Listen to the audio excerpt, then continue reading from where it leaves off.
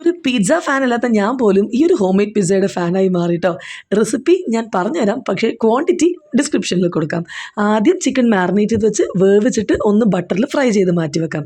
ഇനി മൈദയിലേക്ക് ഉപ്പും പഞ്ചസാരയും ഇൻസ്റ്റൻറ്റ് ഈസ്റ്റും കൂടെ ചേർത്ത് ഇളം ചൂടുവെള്ളത്തിൽ കുഴച്ച് കുറച്ച് ലൂസ് പരുവത്തിലാക്കി സൺഫ്ലവർ ഓയിലും കൂടെ ഒന്ന് മുകളിൽ പുരട്ടി 1 മണിക്കൂർ റെസ്റ്റ് ചെയ്യാൻ വെക്കാം. ഇനി കുറച്ച് ഓയിലിൽ ഉള്ളി, തക്കാളി, ക്യാപ്സിക്കം കൂടിയിട്ട് ഒന്ന് വാടിക്കഴിഞ്ഞാൽ അതിലേക്ക് മുളക് പൊടിയും ഉപ്പും ഒറിഗാനോയും കൂടിയിട്ട് ഒന്ന് മിക്സ് ചെയ്ത് നമുക്കൊന്ന് മിക്സിയിൽ അടിച്ച് മാറ്റി വെക്കാം. 1 മണിക്കൂർ കൊണ്ട് പൊങ്ങി വന്ന മാവ് ഇതുപോലെ നന്നായിട്ടൊന്ന് പരത്തി ഹോളിട്ട് കൊടുത്തതിന് ശേഷം നേരത്തെ സോസിൻ്റെ കൂടെ നമ്മുടെ പിസ്സ സോസും കൂടി ഒഴിച്ച് മിക്സ് ചെയ്യാം. ഇതിന് നന്നായി ഒഴിച്ചു കൊടുത്ത് കുറച്ച് ടൊമാറ്റോ സോസും നേരത്തെ നമ്മുടെ ചിക്കൻ ഇല്ലേ അതും കൂടി ഇട്ട് കൊടുത്ത് നമ്മുടെ ചീസ് ഇതുപോലെ സ്പ്രെഡ് ചെയ്ത് കൊടുക്കാം.